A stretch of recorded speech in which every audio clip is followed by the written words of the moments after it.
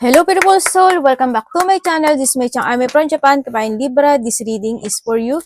Tingnan natin na iyong December 21 to 27, 2025. Maraming salamat muna sa mga subscriber, new subscriber, cross-watcher, at sa mga bagong pasok dyan. Welcome na welcome kayo sa bahay ni Ate Aimee.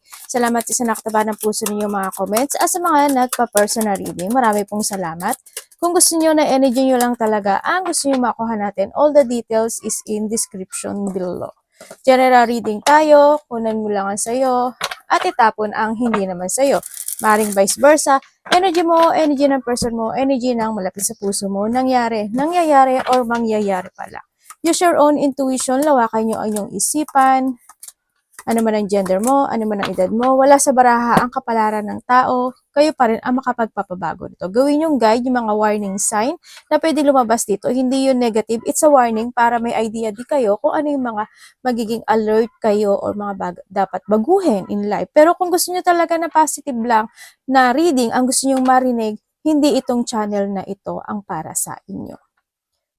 Tingnan muna natin yung ano mo ha. Okay, nandito ka sa sitwasyon mo na nagkakaroon ka ng thinking about something, situation na pwedeng you want to live o kaya may mga binabalak ka na gusto mo ng i-movement dito pero nalilito ka. Maaring nahadon din sa sitwasyon na pwede rin na sa ngayon kasi hindi pa pwede mangyari yung bagay na yon, pinag-iisipan mo pa. It's more on thinking, yung nakikita ko sa iyo dito.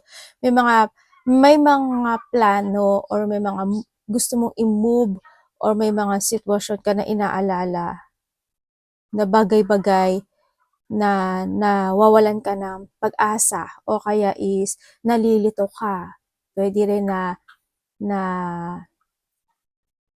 hindi mo alam kung ano yung gagawin mo, paano mag-umpisa, paano gawin, paano aksyonan, paano i-move. Kaya nandun ka sa point na manifesting, no? Maraming manifestation ang nakikita ko sa iyo dito. Marami kang iniisip, maraming gumugulo rin sa isipan mo sa iyo dito. Ang nakikita ko, handun din yung mga well-wisher situation sa nakita ko sa iyo. Yung iba sa inyo is, naaring na po may mga pwede rin kasi itong pagod, no? Lalo na it's December din kasi. Yan, kaya naaring nagkakaroon ng mga disappointment in life. Maari din na may mga bagay ka na iniiwasan o may mga tao umiiwas sa'yo. Ganyan. Merong painful situation or na-focus ka or napo-focus ka sa painful situation. Pwede rin kasi na may taong umalis, lumayo, o na iba muna ng landas, pwedeng ganun, or maybe there's a separation situation, may mga unexpected na hindi inaasahan na naganap o mangyayari sa iba sa inyo, maaari magkakaroon ka ng disappointment, diba? Kaya hindi yung thinking mo, may mga anxiety, depression, feeling burden sa iba sa inyo, iba siguro is napofocus nga, tulad ng sabi ko sa painful situation in life. Ako nakikita sa inyo. Mag-ingat kayo, no? Medyo yung mata nyo ata, medyo, hindi ko alam kung may sakit ka sa mata o masyado nang lumalabo yung mata mo o handin yung, kasi nga, lalo na kung kulang ka sa tulog, ganyan, or maybe you are a night shift, di ba? Nandun talaga yung minsan siguro, baka may mga pamumula ng mata o mahapde o masakit yung mata sa iba sa inyo. Yun ang nakikita ko dito.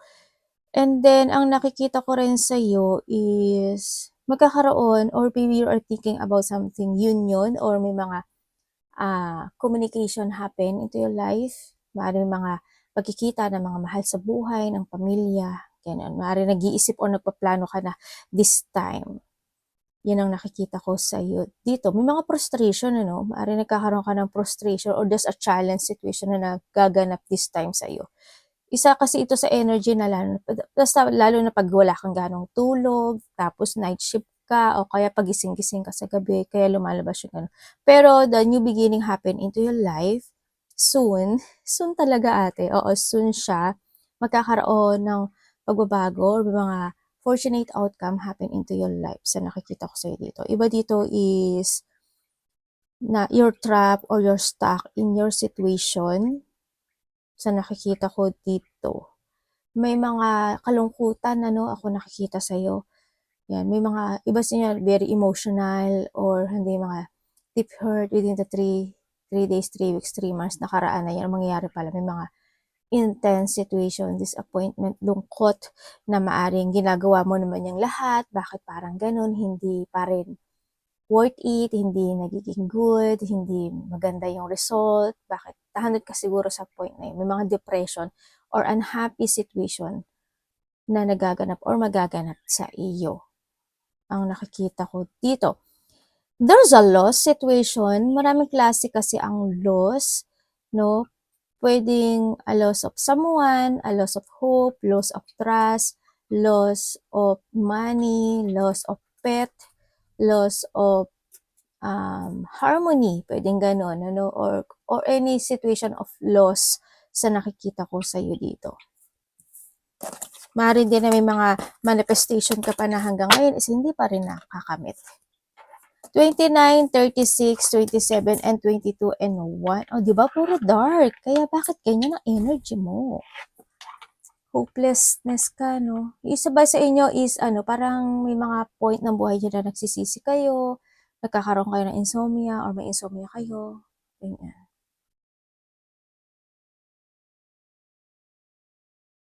Bakit ganyan ang energy mo? Di ba nagkamot pa si ate? Meron tayong Gemini, Scorpio, Libra.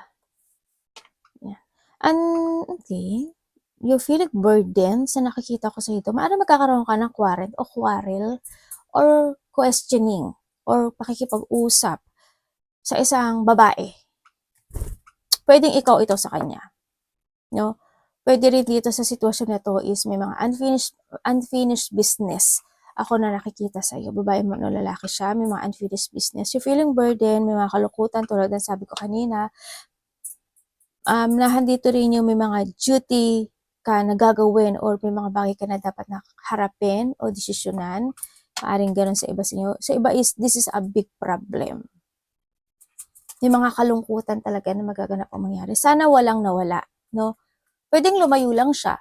Pwedeng nag-iba lang siya ng direksyon o nag-iba lang siya ng landas, o umuwi siya ng kanyang bayan or country. Pwedeng ganun. Sana hindi something loss of no, kung anumang loss yan. And then also, sa iba sa inyo is have faith. Ang sabi ito, have faith. This is a time to start new beginning in life. Makaka-receive ka ng communication, text message, parang ganun. Pwede rin kasi ito na because of the sadness na nakikita ko sa dito, pwedeng yung tao na yon because of the sadness ko-connect sa sayo. Pwedeng sa kanya, pwedeng siya yon tapos bigla siyang kukunin sa'yo. Or pwedeng ikaw itong in a sadness situation na tandaan mo palagi. Andito rin yung sitwasyon na may mga gagawin ka daw. Parang you're doing something na paglalaanan mo ng energy, you're doing your fashion, may mga bigla ang magaganap o mangyayari, may mabilis na pwedeng mangyari. Makibiglaan ako na nakikita sa iyo dito. And then also, sa iba sa inyo is, may mga papers and documents ako na nakikita. Pwede may mga isusulat ka, ira-write, speech, or mga dapat ka asikasuhin this time na hindi pa naaayos, ganyan. Basta basahin mo lang siya maigi ha, kasi baka maging cause yun na maging problema mo, di ba? Maaaring may mga hindi ka nasagutan, may mga mali, o kaya hindi mo talaga gaano inintindi. You need to be very careful lang talaga sa mga, lalo na sa mga aanuhan mo, susulatan or kung anumang sitwasyon yan sa iba sa inyo. May mga gusot, baka magkaroon kayo ng mga gusot-gusot dito. And then, syempre, dito sa iba sa inyo, is there's a choice or multiple choices happen, o may mga pag-aalinlangan na pwedeng binuupo mo pala anak si mami. May mga pag-aalinlangan ako na nakikita sa iba sa inyo, decision making din ito, no? Yan, multiple choices and decision making. Magkakaroon ng pagpaparaya or hahayaan mo na lang muna, o hayaan mo siya, or hahayaan ka niya, parang ganun. Or any situation o pagpaparaya, or iba dito is talagang separate. Yan, separation is coming. Kung for the better ba yun, or for a while, iba-iba kasi kayo no? Anong energy ngayon, Libra? Pwedeng halimbawa, may ile-let go ka na talaga. Diba? Ayoko na, i-let go ko na, it's end, ganyan. Pero sa deep inside, naguguluhan ka pa rin. Diba? Hirap talaga. Energy ni Libra.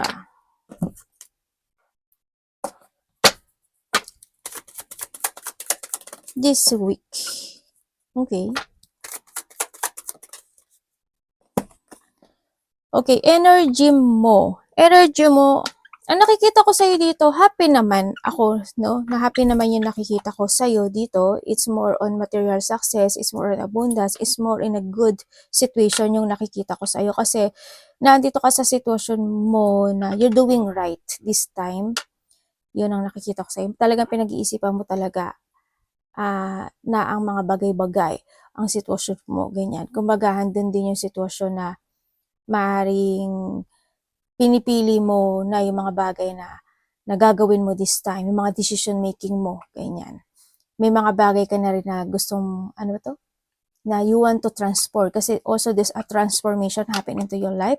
Pwedeng sa karelasyon mo or pwede rin sa family mo or pwede, also when it comes sa money, titingnan natin yung money mo ha, pero there's a transformation happen into your life. Kasi dito, when it comes sa energy din is a happy, a good health, there's a wealth and prosperity na ako nakikita sa'yo. And then, good foundation together. Magkakaroon ng mga good foundation sa mga nasa paligid mo, pamilya mo man yan, kasama mo sa trabaho, or any connections in life. Yun na nakikita ko. Magkakaroon ka ng communication with someone na a part of the family or sa iba is a mother figure. Ganyan. Sa ibang aspeto ng buhay mo, may konting delay. No? Pwedeng magkakaroon, may i-delay ka or pwedeng may mga madi-delay na mga bagay-bagay. Halimbawa, ano yung mga didelay? Any situation, halimbawa, binili ka, may bibigay ka ng suporta, bibigay ka ng tulong, or may marireceive ka. Any situation of delay. Yan. Tingnan natin ang parating kay Libra.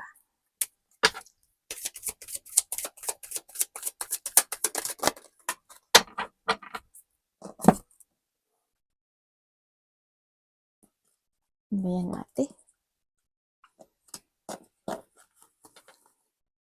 Ayusin natin. Parating. Anong ibig niyo pong sabihin this week? Parating. Anak, ano dyan? Okay. Ay, baluga. Alam nga basahin ko sa inyo yan. Halos kalahati yan. O diba, tamad si ate. Wag yun. Kasi dumulas lang siya. Okay, ang parating sa iyo. Parating sa iyo, busy ka. Busy ka raw. Iba dito magiging busy kayo, makakaramdam ka ng bigat. Siguro pagod ito or bigat na nararamdaman. Ganon ang nakikita ko. Also parating sa iyo, makaka-receive ka ng text message or communication. Pwedeng itong tao na to is mas bata to sa iyo. Pwedeng anak mo, pamangkin mo, kapatid mo, kasama mo sa trabaho, kaibigan mo, yan. Magkakaroon ka ng, makaka-receive ka sa kanya ng text message or communication sa isang mas bata sa'yo. Kaso, ang nakikita ko sa'yo dito is, parang maghihigpit ka ata sa kanya. Ganon. Parang medyo may konting paghihigpit or may konting, ganon niya. Kasi naghahanap ako ng words ibang words ng paghihigpit, ganon. Maaring nahadun sa point na you have a boundary pagdating sa kanya. Hindi naman 100% of boundary. Pwedeng magkakaroon ka lang ng paghihigpit konti o kaya mag-boundary ka lang. Ganyan. Halimbawa, itong tao na to may hiniling siya sa'yo. Halimbawa lang nga example ko, may hiniling siya sa'yo. Humiling siya sa'yo ng 1,000 pesos. Pero, ang sabihin mo, hindi, 500 lang. Hindi, ganito na lang. Hindi, ito lang.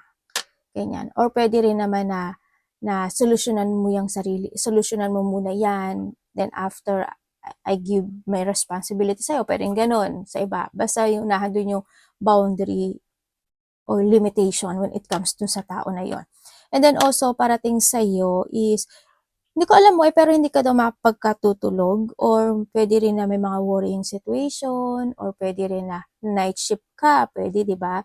Or marami kang gagawin this time, marami kang tatapusin, marami kang responsibilidad na aasikasuhin this week sa nakikita ko sa iyo dito.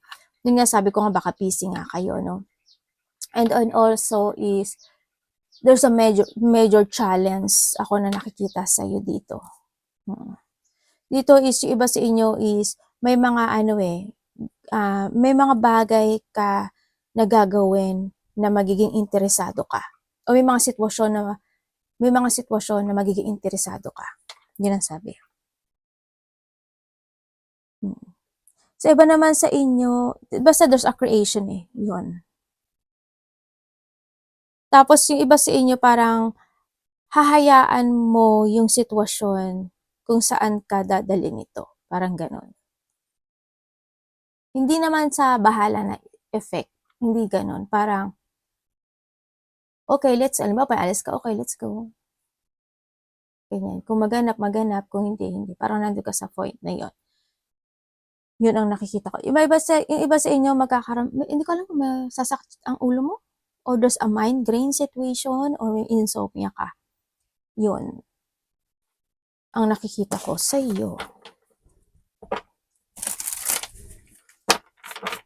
Also, may mga there's a hard work situation, ano ako nakikita dito. Ano dapat niya iwasan? Ay, ganun. Okay.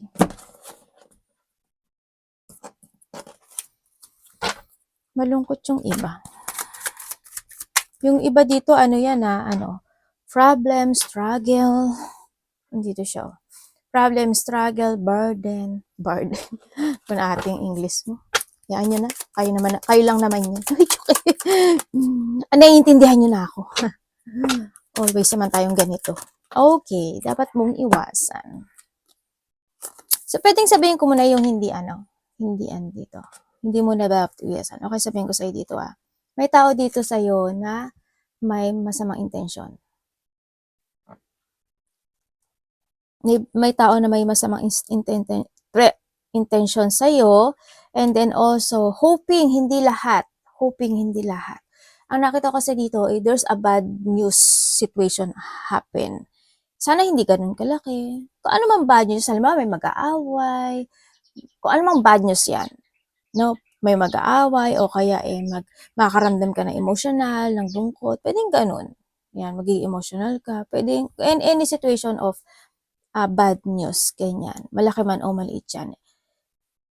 Yun, ang nakita ko. Okay. Dapat mong iwasan mo, syempre, alam ko naman na hindi ka tamad, no? Siguro yung mga taong tamad, kaya hindi sumusunod, hindi nakikinig, kaya iwas ka na lang doon. Diba? Or kung ikaw ito, wag na lang gano'n, no? Umiwas ka na mag-isip ng mga sitwasyon na baka hindi mag-workout, baka mabigo, baka ganyan, baka gano'n. No, iwasan mo rin na hindi mo isipin yung sarili mo first, no? Alagaan at isipin mo rin yung sarili mo. Yan. Iwasan mo na maging maiksi yung pasensya mo. Alam ko na patient ka naman, pero siyempre minsan pag nagkapatong-patong na, 'di ba? Umiiksi yung pasensya natin. Masabaan mo pa. O kaya halimbawa, marami kasing klase ang pagiging impatient. Halimbawa, may hinihintay ka. Ang taga-taga na, 2 hours na, 1 hour na, hindi pa, wala pa rin. 'Di ba? Parang nakakainis na talaga. 'Di ba? O kaya meron kang in-order, tapos delay, ganyan. Siyempre, talagang frustration yun. Naiinis ka talaga, 'di ba? Yan. Any situation of ganon. And then, iwasan mo na malack of plano ka, malack of energy, or malack of focusing to your ambitions in life, ang sinasabi rin dito. And then, syempre, iwasan mo yung maging close-minded sa lahat ng aspeto ng buhay mo, or yung mga taong very close-minded, ganyan, umiwas ka na lang doon. You need to open, at kailangan mo maintindihan yung mga bagay-bagay. Baka mamaya may pinaguhugutan siya, baka mamaya anong kadramahan niya sa buhay, at ba't nagiging ganun siya sa'yo, pwedeng ganun, di ba? Kailangan maging open mind ka. Wag lang maging close-minded, no?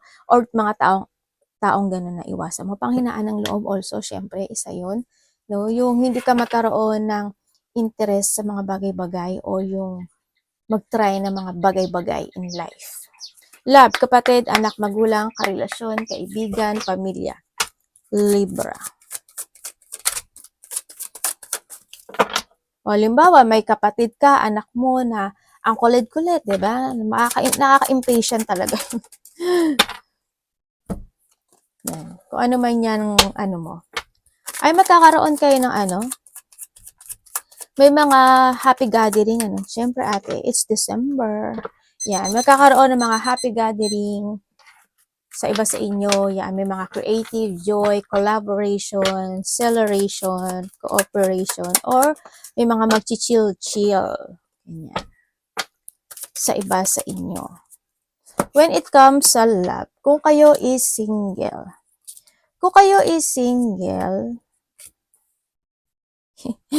ano to? May babalik na namatay, joke. Sabay, ate multo. Mm. Kung kayo is single, baluga, ba't ganun? Parang pas na tao to eh.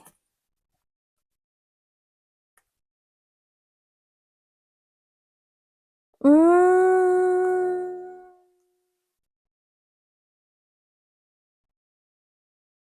kung ikaw is single, sabi kasi dito, be contented muna sa sarili mo eh, no? Kumbaga nandun ka sa point na you need to reveal o to structure your own energy, ang sinasabi dito. Yun ang ano, parang buuin mo muna yung sarili mo, buuin mo muna yung pangarap mo, be contented to your, what comes to yourself, be happy, enjoy life, yun ang sinasabi dito, no? Kumbaga nandun sa point na you need to put barricade. Ano ba tawag doon? Tama naman ako, di ba? Parang you need to put guard into yourself. Ganon. Yun. Kaya you need to enjoy your life muna and more on patient. Mag-focus ka daw muna sa pera mo. If you want business, mag-go ka doon. Ganyan. Sa iba sa inyo. No? Kumbaga, campaign mo muna yung mga dinidesire and your manifestation this time. And then after that, may darating na dalawang tao sa iba sa inyo or isang tao. Yan, itong tao na to is it's more on patient and balancing. Yun nga lang medyo emotional itong tao na to no na makikilala mo. Yun. Medyo emotional siya sa nakikita ko. Kaso bakit kaya itong tao na to parang there's something hiding? Parang nahandun siya na, parang may tinakbuhan siya na isang sitwasyon in the past. Mag-ingat pa rin kayo, di ba?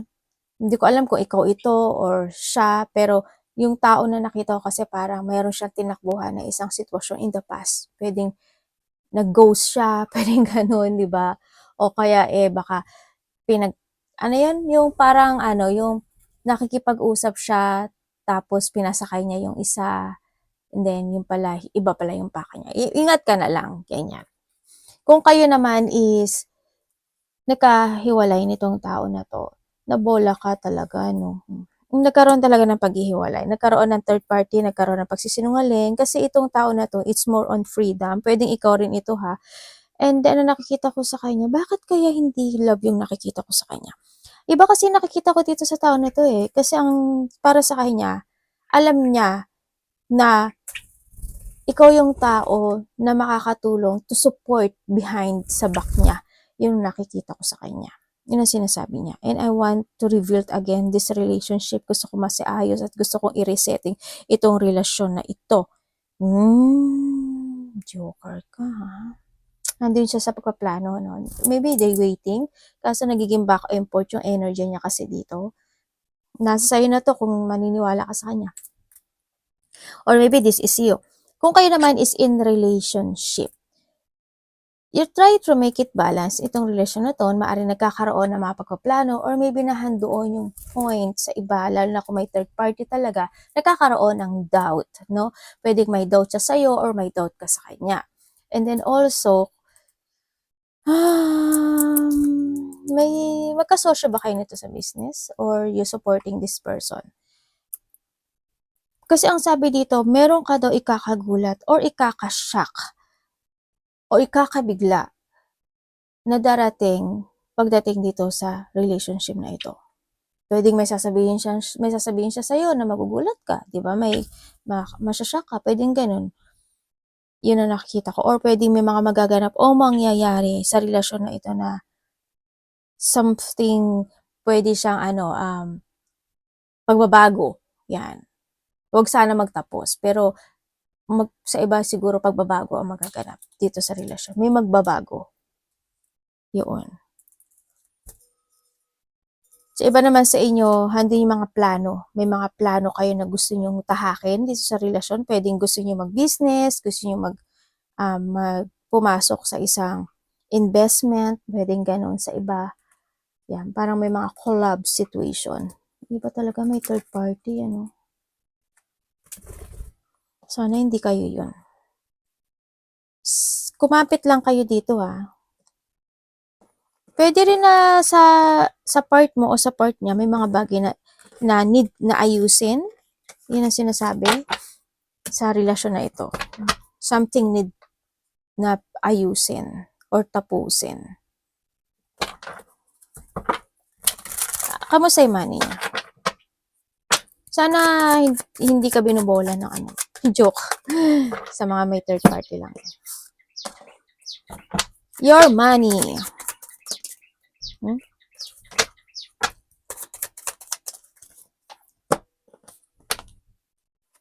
Okay, when it comes sa money mo, dito sa sitwasyon mo, ate magsasucess ba? Sa money mo, hirap naman ito.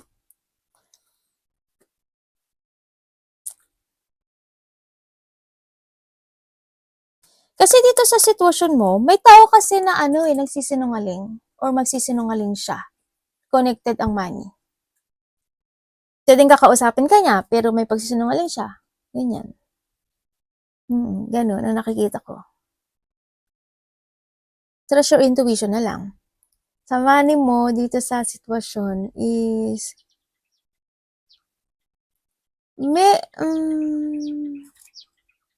medyo may lungkot. Hindi ko alam kung may hinihintay ka. Para may hinihintay ka na sitwasyon o may hinihintay ka. No?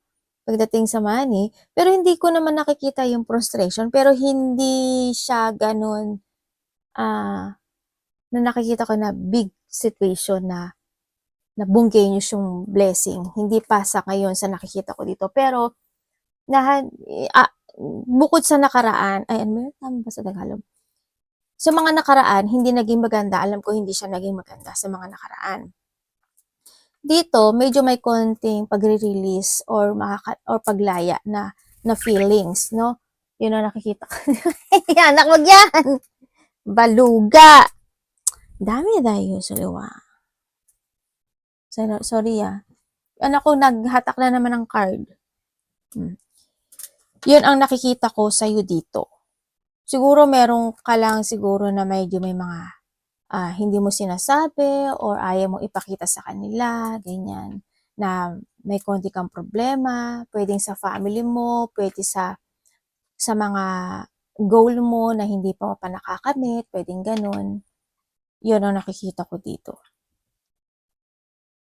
Yun, pagdating sa money and trabaho to siguro sa trabaho mo talagang nahandun yung point na may mga tao na hindi kayo nagiging good term, ganyan. Kumbaga, may unhappy situation. Pwedeng may mga tao na hindi kayo same page, di ba? May tao o mga tao man yan na hindi siya talaga supportive sa'yo. Kumbaga, minamatyagan ka nila sa bawat galaw mo, sa bawat kilos mo. Pwedeng ganun. Di ba? Kaya mag-trust ka na lang sa intuition mo. Sa money mo, as long as you are more on focusing, and sabi dito kasi kung ano yung trabaho mo, yun lang yung makakamit mo. Yun. Oo, may konting dissatisfaction kasi maaring hindi ganon kalaki yung, hindi sa inaasam mo yung darating siguro sa iba sa inyo dito. Yun ang sabi. Pero wag pa rin kayo mawawala ng pag-asa. Kung naging masipag kayo, di yun yung makakamit mo, di ba? Yun lang yun. Kung nag-overtime ka, di yun yung makakamit mo. Advice. Mag-ingat ka pagdating sa pera, kasi baka maloko ka.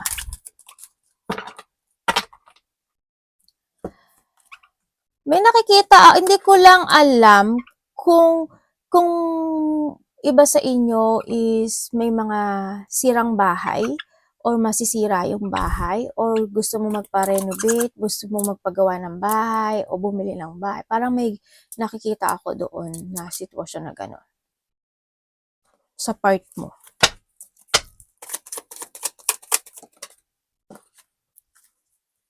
Bakit po?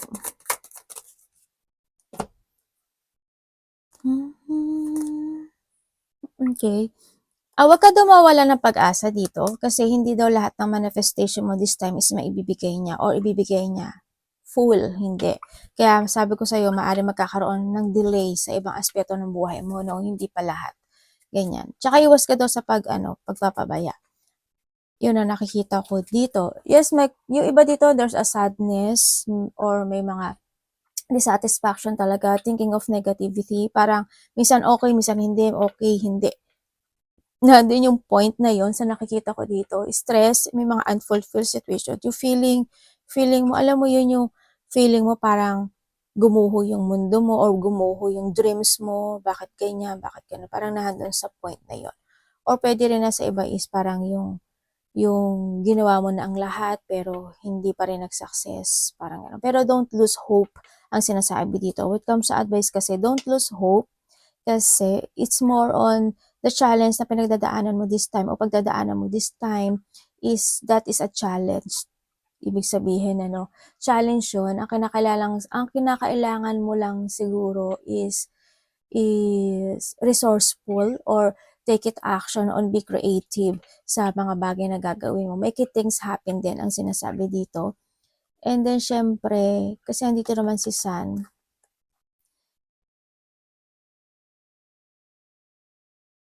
medyo low kasi yung energy na nakuha ko dito. Hindi ko alam Siguro may konting stress ka talaga dito sa sitwasyon, Pero nagpipilit ka lang maging masaya. Yun ang nakikita ko. Pwede rin na ito is because of the low energy is pagod tulad ng sabi ko kanina. Yun ang nakikita ko sa'yo dito. Dito sa sitwasyon is may mga bagay na talaga, may mga bagay daw talaga na kailangan mo nang i-let go, i-cut, or sinasabi na kailangan mo rin na buksan na yung mga mata mo to decide, or may mga bagay ka na kailangan mo nang harapin or need to pursue, Yan ang sinasabi dito. Alam ko na nagkakaroon ng choices yung iba, basta you need mo na use your mind and intellect. If you want to crossroad, if you want to pursue something in your life, you need to see the fact of the situation in life para always right or hindi mag-mess yung mga bagay at hindi maging basta nasa sa'yo yun how mo makikita yung the reality of life, ganyan, good ba or bad, kasi good and bad, ganoon naman talaga ang reality ng life, diba? Pero need mong harapin yung mga bagay-bagay this time. Yun ang nakikita ko sa'yo dito. Kumbaga, it's up to you to make it happen, It's time to take it action. Ang nakikita ko dito, if there's is something need to healed, and baguhin yung mga dapat baguhin. Trust your intuition. Yun ang sabi dito. Tsaka say the truth. Yun ang sinasabi. In a good term. Diba? Minsan mag-no ka daw. Libre naman yun. Diba? Arigato namaste, God bless.